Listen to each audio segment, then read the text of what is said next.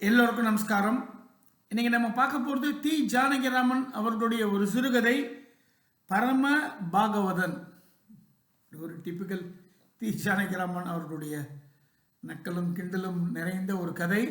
ஆரம்பம் பேரே அந்த தஞ்சாவூர் ஜில்லா அந்த வாசனையை நிலைநாட்டும்படியாக இருக்கும்.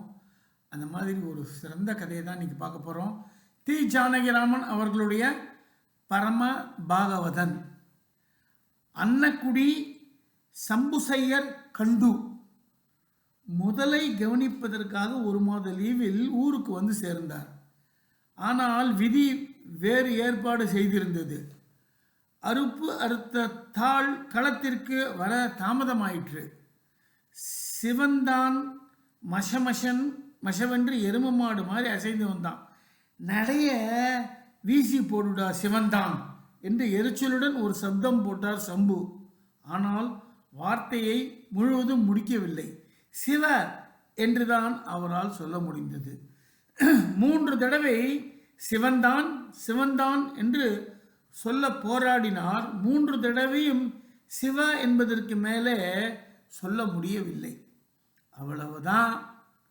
கையில் இருந்த குடை நழுவி கீழே விழுந்தது. கால் துவண்டது. ஆள் கீழே பொத்தென்று விழுந்து விட்டார். இந்த உலகில் அவரது காலம் முடிந்து விட்டது. சிவகணங்கள் ஓடோடி வந்தனர். யமதூதர்களை விரட்டி அடித்துவிட்டு சம்புவராயரை அழைத்து கொண்டு கைலாசை நோக்கி புறப்பட்டனர். என்ன உபச்சாரம், என்ன மரியாதை, எவ்வளவு அன்பு! சம்புவுக்கு ஒன்றுமே புரியவில்லை. சுவாமி, நாங்கள் சிவகணங்கள். பூலோகத்தை துறக்கும் பொழுது தாங்கள் சிவ சிவ சிவ என்று 3 தடவை எங்கள் அப்பன் நாமத்தை சொன்னீர்கள். ஓடி வந்து விட்டோம். கைலாசநாதரின் சன்னதியில் தங்களை கொண்டு சேர்க்கப் போகிறோம். சாகும்போது சிவ என்று ஒரு தடவை சொன்னாலே போதும். 3 தடவை சொன்னீர்களே. 3 தடவையா? சிவா என்றா? நானா என்று திகைப்புடன் கேட்டார் சம்பு. ஆமா, 3 தடவை. யாருக்கு கிடைக்கும் இந்த பாக்கியம்? பாவிகள் தான். பொண்டாட்டி, பிள்ளை, எரும மாடு, பேங்க்கில் பணம், சொத்து எல்லாவற்றையும் நினைத்து கொண்டு உயிரை விடுவார்கள். நீங்கள் எங்கள் அப்பன் நாமத்தை சொல்லிவிட்டீர்களே, அந்த பதர்கள் மாதிரி இனிமேல் நீங்கள் பிறவி துன்பத்தில் விழப்போவதில்லை என்றனர் கணங்கள்.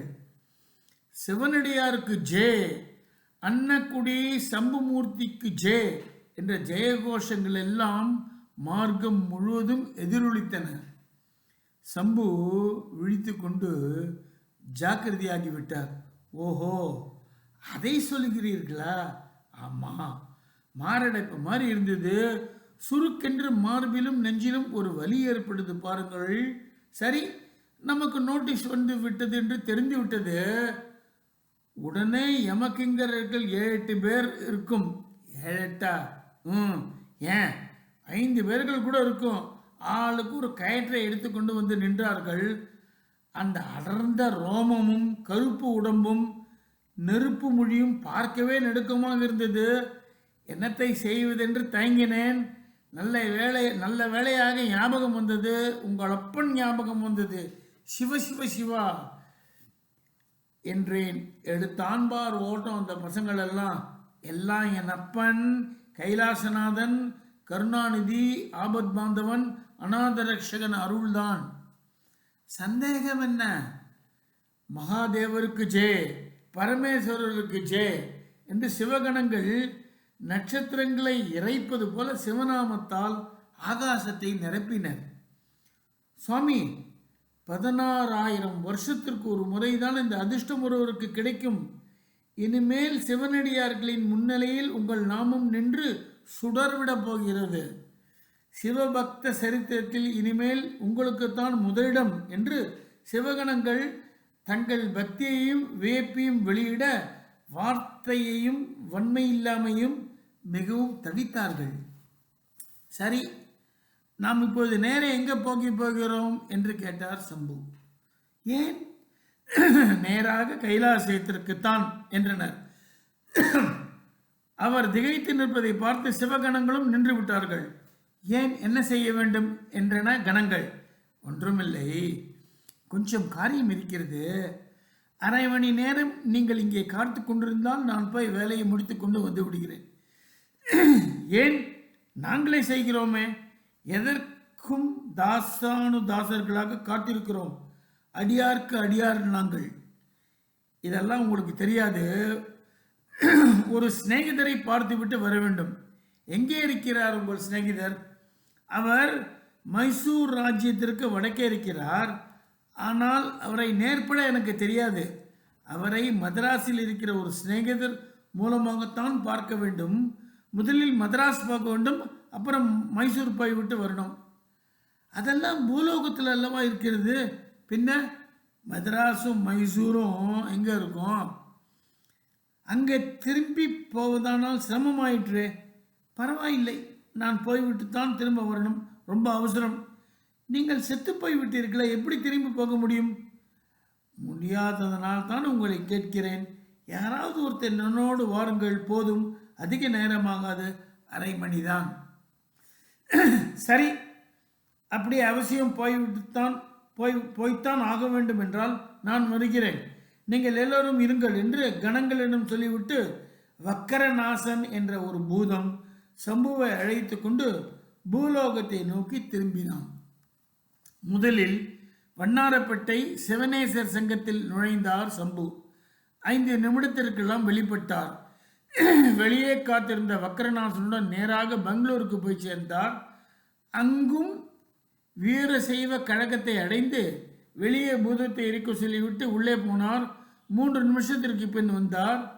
இருவரும் அங்கிருந்து தார்வார் ஜில்லாவில் ஒரு பஞ்சாயத்து டவுனில் சென்று வீரசைவ லிங்காயத் ஆச்சாரியை சந்தித்துவிட்டு மடத்தை விட்டு கிளம்பினார்கள். அங்கும் வக்கரநாசன் வெளியே தான் காத்திருந்தான். என் அலுவல் முடிந்து விட்டது, இனிமேல் உன்னிஷ்டம் என்றார் சம்பு. இருவரும் அங்கிருந்து வேகமாக கிளம்பி விட்டார்கள். என்ன ரொம்ப லேட் ஆகி விட்டதா? அரை மணி என்று தான் சொன்னேன். முக்கியமான காரியம், கொஞ்சம் முன்ன பண்ண தான் ஆகிறது. என்ன பண்ணுறது என்று ஆகாசத்தில் காத்து கொண்டிருந்த சிவகணங்களிடம் மன்னிப்பு கேட்கின்ற பாவனையில் சம்பு வருத்தத்துடன் சொல்லிக் கொண்டார். அதனால் என்ன சுவாமி, அடியார்க்கடியார்கள் நாங்கள் பக்தர்களுக்கு காத்திருப்பதை விட நாங்கள் என்ன வெட்டி முறிக்கிறோம் என்று வக்கரநாசன் சொன்னான். நல்ல வேளை, என் வயிற்றில் பாலை வார்த்தீர்கள். சுவாமி, எனக்கு வேறொரு சந்தேகம் வந்து விட்டது என்றான் தண்டு என்கின்ற பூதம். என்ன சந்தேகம்? தாங்கள் கோபித்து கொண்டு போய்விட்டீர்களோ என்றுதான். எனக்கு என்னையா கோபம்? இல்லை, சிவா என்று ஒரு தடவை அழைத்து விட்டாலே போதும், நாங்கள் அலறி புடைத்து கொண்டு ஓடி வந்திருக்க வேண்டும். 3 தடவை நீங்கள் சொன்ன பிறகுதானே வந்தோம். என்னடா அத்தனை நாழி காக்க வைத்து விட்டார்கள் என்று தாங்கள் கோபித்து கொண்டு திரும்பி விட்டீர்களோ என்று வயிற்றில் நெருப்பை கட்டி கொண்டிருந்தேன். நல்ல காலம், திரும்பி வந்து விட்டீர்கள் என்று ஒரு 3 தடவை என்னப்பன் நாமத்தை சொல்ல வைத்தீர்களே, அதை நினைத்து நான் பூரித்து போய்விட்டேன். நீ என்னமோ கோபம், வயிற்றில் பால், நெருப்பு என்று என்னென்னமோ சொல்கிறாயே. என்னப்பன் கைலாசநாதன் மகாபிரபு மீண்டும் பரமேஸ்வரனுக்கு ஜெய சப்தமிட்டு அஷ்ட திக்குகளும் எதிரொலிக்க வாழ்த்தினார்கள் கணங்கள். கைலாசம் வந்துவிட்டது. அங்கங்கே இருந்த கணங்களும் புது பக்தரை வணங்கி நமஸ்கரித்து ஊர்வலத்தில் கலந்து கொண்டார்கள். சம்போ மகாதேவா சங்கரா என்று அங்கு வானம் முழுவதும் சங்கர நாமம்தான் முழங்கிக் கொண்டிருந்தது. அதோ வந்துவிட்டது பரமேஸ்வரனின் இருப்பிடம். ஸ்வர்ணமும் ரத்தனங்களும் மின்னி பளிச்சிட ஒரே ஜாஜாவல்யமாக கண்ணை பறித்தது அந்த முன்வாசல். அங்கு பிரம்பும் கையுமாக நந்தி காவல் காத்து கொண்டிருந்தார். ஊர்வலம் சம்புவுக்கு ஜெய சப்தத்தை எழுப்பி நின்றது.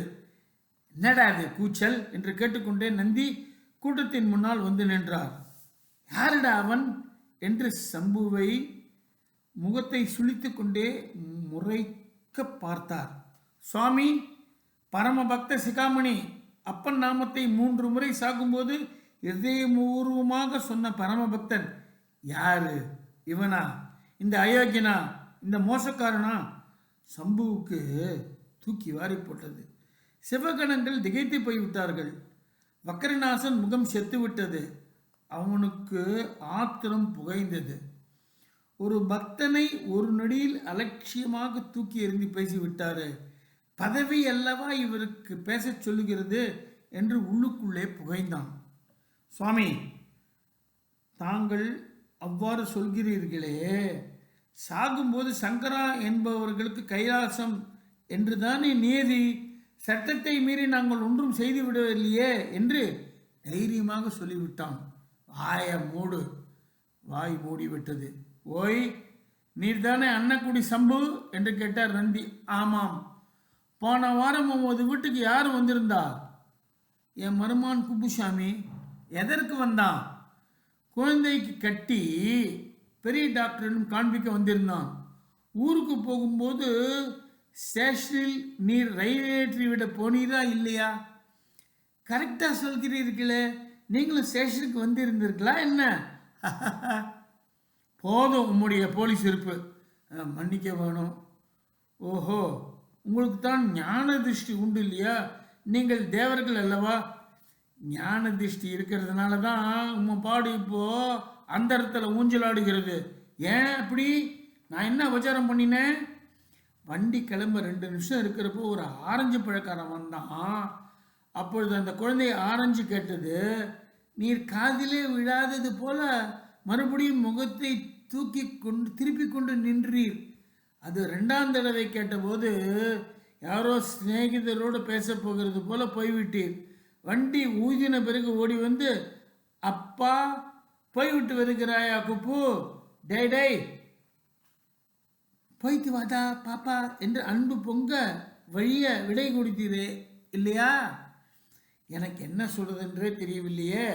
அந்த குழந்தைக்கு கக்குவான் வந்து 2 மாதம் முன்னால் தான் குணமாயிற்று என்று சொன்னான் குப்பு. நான் ஒன்றும் வித்தியாசமாக அப்படி செய்யவில்லை. தடார் என்று சத்தம் கேட்டது.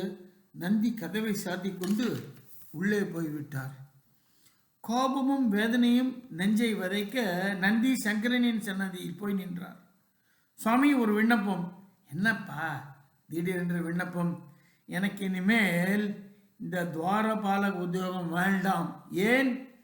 நான் அதற்கு லாய்க்கில்லை. என் மனசாட்சி ஊரில் திரிகின்ற அயோக்கியன், புழுகன் இவர்களை கைலாசத்திற்குள் அனுமதிக்க இடம் கொடுக்க மாட்டேன் என்கின்றது. அப்படி ஒருவரும் இங்கு வரமாட்டார்களே. வரமாட்டார்களா? சுவாமி, நம் கண்ணிலேயே மண்ணை தூவி விட்டான் ஒருத்தன். இந்த கணங்கள் ஒரு பெரிய அஷட்டு கூட்டம். கிருஷ்ண பகவானுக்கெல்லாம் ராஜாவான சம்பு என்கின்ற ஒரு ஆளை பக்தர் என்று இழுத்து வந்து நிற்கிறார்கள். களத்து மேட்டில் உட்கார்ந்து சிவந்தான் என்று தன்னுடைய ஆளை கூப்பிட்டான். ஆனால் திடீரென்று மாரடைப்பினால் அந்த வார்த்தைகளை சொல்ல முடியாமல் சிவந்த் என்று முக்கி சொல்லி பார்த்துவிட்டு பிராணனை விட்டு விட்டான். உடனே கணங்கள் உங்கள் நாமத்தை தான் சொல்லிவிட்டான் என்று இழுத்து வாசலில் கொண்டு வந்து நிறுத்தியிருக்கிறார்கள். அந்த சிவந்தானில் பாதி உங்கள் பெயரே இல்லை. மேலும் உங்கள் ஞாபகமே அந்த க்ஷணத்தில் அவனுக்கு வரவில்லை. இந்த அஜங்கள் அவனை இழுத்து வந்து நிற்கின்றார்கள். அவன் மேல் ஏன் நீ இவ்வளோ ஆத்திரப்படுகிறாய்? அவன் பாவி, அதனால்தான். என்ன அப்படி பாபம் செய்து விட்டான் அவன்? சொல்லட்டுமா? இவனுக்கு ஒரு பொண்ணு ஒரு பிள்ளையும் தான். அந்த குழந்தைகள் வாசலிலே மிட்டாய்க்காரன் பழக்காரன் யாராவது வந்தால் சப்த நாடியும் ஒடுங்கி போய் ஓடி ஒளிந்து கொள்ளுங்கள். மிட்டாய்க்காரன் என்றால் அத்தனை பீதி அந்த குழந்தைகளுக்கு. என்னது? ஆமாம் சுவாமி, ஒரு நாளைக்கு வாசலில் மிட்டாய்க்காரன் கோவலை கேட்டு இந்த 2 குழந்தைங்களும் அப்பா மிட்டாயப்பா என்று கேட்டன. மிட்டாயா என்று வச்சாம் பாருங்க 2 முதுகில். அப்படியே 1 மணி நேரம் அலறி கேவி புழுவாக துடித்து போய்விட்டன 2 குழந்தைகளும். அன்றிலிருந்து மிட்டாய்க்காரர் என்று சொன்னாலே குல நடுக்கம் அந்த குழந்தைகளுக்கு. பேஷ் பேஷ், ரொம்ப சுவாரஸ்யமாக இல்லை இருக்கு. இவன் ஏதாவது தின்று கொண்டிருப்பான், அடுத்த வீட்டு குழந்தை வந்தால் போரும், மெதுவாக யார் காதலும் படாமல் சி பாப்பா பட என்று அதட்டி விரட்டி விடுவான். குழந்தை அங்கேயே நிற்கிறது. அப்படியும் போகாமல் நின்று கொண்டிருந்தால் ஆசாமி திரும்பி உட்கார்ந்து அதற்கு முதுகை காட்டிக்கொண்டே தின்ன ஆரம்பித்து விடுவான். ஆஹா, நல்ல மனசு. பார்வதி, புதிதாக கதை வேணும் என்கிறாயே, எப்படி இருக்கிறது? முழுக்க சொல்லட்டான் அவர். இன்னும் இருக்கா போல இருக்க என்றால் பார்வதி உற்சாகத்துடன். இருக்கிறது, நிறைய இருக்கிறது, சொல்லத்தான் வேண்டி இருக்கவில்லை. மனுஷனுக்கு 1000 ரூபாய் சம்பளம். வயிற்றில் பிறந்த பெண் வீட்டுக்கு போகிற போது கூட ஒரு கடைக்கு 4 கடையாக பார்த்து கொட்டப்பாக்கு அளவுக்கு 1/2 டஜன் ஆரஞ்சு பழத்தை வாங்கி கொண்டு போய் விடுவான். இந்த அம்மா, எனக்கு பாரு அவசரம், ரயிலுக்கும் நாழியாகி விட்டது. துரை 7 மணிக்கு தான் விட்டான். அவசரமாக ஓடி வந்தேன். ரயில் புறப்பட 2 நிமிடம்தான் இருந்தது. கடையில் இதை தான் வாங்க முடிஞ்சது என்று மன்னிப்பு கேட்டுக்கொண்டு அந்த 1/2 டஜன் கொட்டாப்பாக்கியும் பெண் கையில் வைத்து விடுவான். இப்படியே அவசரம் என்று வாழ்க்கை முழுவதும் எல்லா காரியத்தையும் கால் செலவில் ஒப்பேற்றி விட்டான். பெண்ணுக்கு கல்யாணத்தை 3 நாட்கள் முந்திதான் நிச்சயம் பண்ணினான். பத்திரிகை அடிக்க நேரமில்லை. உறவினர்களை நினைத்து பார்த்த அழைப்பு அனுப்ப முடியவில்லை. எல்லாம் அவசரம். நான் என்ன செய்ய? பிள்ளை வீட்டுக்காரர் அவகாசமே கொடுக்கல. அதனால தான் உங்களுக்கு பத்திரிகை அனுப்ப முடியவில்லை என்று கூறிவிட்டான். போன வருஷம் இவன் பெண் பிரசவத்துக்கு வந்திருந்தால் இரத்தமற்ற உடம்பு. அப்பா, ஏதாவது இரத்த விருத்திக்கு டானிக் சாப்பிட்டால் தேரும் என்கிறார் டாக்டர் என்று குழந்தையை மடியில் விட்டு கொண்டு இழுத்தாள். இந்த கருமி காதிலேயே வாங்கிக் கொள்ளவில்லை. மேற்படி விவரங்களை எல்லாம் சிவனும் பார்வதியும் புன்னகையுடன் கேட்டுக்கொண்டிருந்தார்கள். சுவாமி, எனக்கு ஆத்திரம் வருகிறது. என்ன சும்மா மந்தகாசம் செய்கிறீர்? இவன் உங்களையே மாற்றி விட்டானே என்ற நந்தி. எங்களையே வா? ஆமா, 2-3 வருஷம் முன்னாடி இவன் ஸ்தல யாத்திரை செய்தான். திட்டம் போடுவதில் புலி. வெளியூருக்கு போனால் காப்பி, ஹோட்டல், தங்க இடம் என்றெல்லாம் காசை இழக்கி விட மாட்டான். அந்தந்த ஊரில் இருக்கிற நண்பர்களுக்கெல்லாம் தன் நண்பர்களிடமிருந்து அறிமுக கடிதங்கள் வாங்கி போவான். உங்கள் பையனுக்கு அந்த வேலை செய்து கொடுக்கிறேன், இந்த வேலை செய்து கொடுக்கிறேன், முற்றத்திற்கு கம்பி தானே போடணும், சப் கலெக்டர்கிட்ட சொல்லி கண்ட்ரோல் விலைக்கு ஏற்பாடு செய்து விடுகிறேன் என்று எதையாவது சொல்லி ஷடக்காக சாப்பிட்டு விட்டு வண்டி சத்தத்தையும் அவர்கள் தலையிலே கட்டிவிட்டு ரயில் ஏறி விடுவான். இதில் நாங்கள் எப்படி ஏமாந்து போனோம்? அதைத்தான் சொல்ல வருகிறேன்.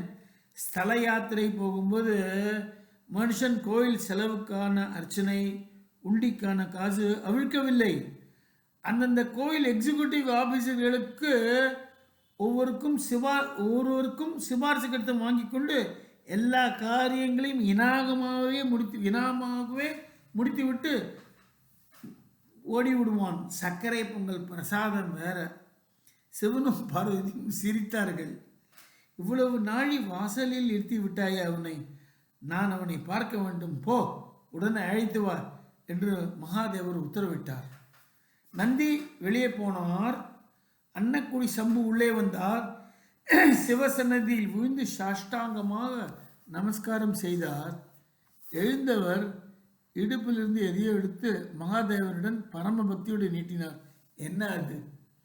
இந்த மாதிரி ஏதாவது அசந்தர்ப்பம் நடக்கும் என்று தெரிஞ்சுதான் தார்வாடத்து பசவண்ணா இருக்கிறாரு, வீரசைவர் லிங்காயத்து, அவரிடமிருந்து ஒரு சிபாரிசு லெட்டர் வாங்கி கொண்டு வந்தேன். என்ன எழுதியிருக்கிறது?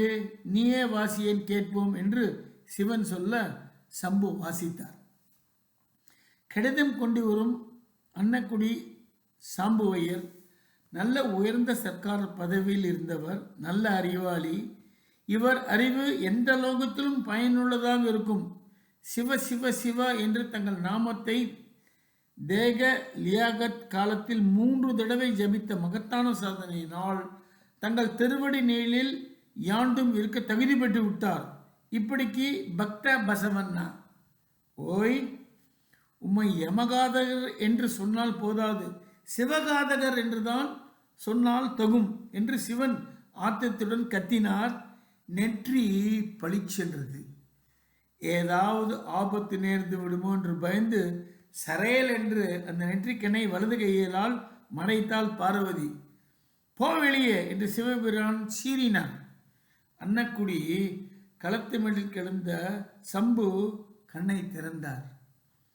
அடபாவிகளா, மூச்சு போயிடுத்து என்று வயிற்றில் கல்லை தூக்கி போட்டு விட்டீர்களே வைத்தீஸ்வரா, மாங்கல்ய பிச்சை கொடுத்தாயே, உங்களைத்தானே, கண்ணை மூச்சு பாருங்க என்று புலம்பினாள் அவர் மனைவி. ஒன்றுமில்லை, ஏதோ படபட வந்தது, விழுந்து விட்டேன் போல இருக்கிறது என்று சம்பு மெதுவாக எழுந்து உட்கார்ந்து கண்களை கசக்கி கொண்டார். இது கல்கி தீபாவளி மலரில் 1953 வந்துதான் போட்டிருக்கு. தீபாவளி மலர்னா நிச்சயமாக அதுக்கு முன்னாடி வேற எங்கேயும் பிரசுரமாக இருக்கணும். பரமபாகவதன் என்ன ஒரு கதை. அதாவது சென்ஸ் ஆஃப் ஹியூமர் கூட இவர்கிட்ட ரொம்ப செட்டிலாக ரொம்ப பிரமாதமாக இருக்கும். ஏதோ ஒரு பேஸை வச்சுட்டு எதையோ சொல்லணுங்கிறத அழகாக சொல்லுவார். அந்த கஞ்சம் எப்படி ஏமாத்தினா அதெல்லாம் மனசில் வச்சுட்டு அந்த மாதிரி ஒரு கதையை யோசித்து அந்த காலகட்டத்துக்கு உண்டான அந்த பாஷைகளை அதெல்லாம் வச்சுட்டு இந்த நம்பிக்கையில் வச்சுட்டு பிரமாதமாக நிறைய கதை கொடுத்துருக்காரு. அதில் இது one of the fantastic stories. நல்ல உணர்ச்சிகரமான கதைகள்லாம் கொடுத்துருக்காருன்னு அவரை பற்றி சொல்கிறோம். பட் அவர் கதையை படிச்சுனே வரிசையே தெரியும். சில கதைகளில் பூடகமாகவும் சில கதையில் அப்பட்டமாகவும் பயங்கர சென்ஸ் ஆஃப் ஹியூமரில் கதை எழுதியிருப்பார். இன்ஃபேக்ட் இதை நீங்கள் படித்து கேளுங்க. இது படிக்கிறச்சே கொஞ்சம் சிரிக்காமல் படிக்கணும் அப்படிங்கிறது கொஞ்சம் ஒரு கஷ்டமான விஷயந்தான். உங்களோட ஆத்மார்த்தமாக ஷேர் பண்ணிக்கிறேன். அந்த மாதிரி அந்த சட்டில் ஹியூமர் நமக்கு அதை புரிஞ்சுக்கணும் அப்படிங்கிறது ரொம்ப அழகாக சொல்லாமல் சொல்லி ஒரு கதை கொடுத்துருப்பார். அந்த மாதிரி கதை தான் இது. வழக்கம் போல் நீங்கள் அதை நன்றாக கேட்டு ரசிப்பீர்கள் நம்புகிறேன். நன்றி, வணக்கம்.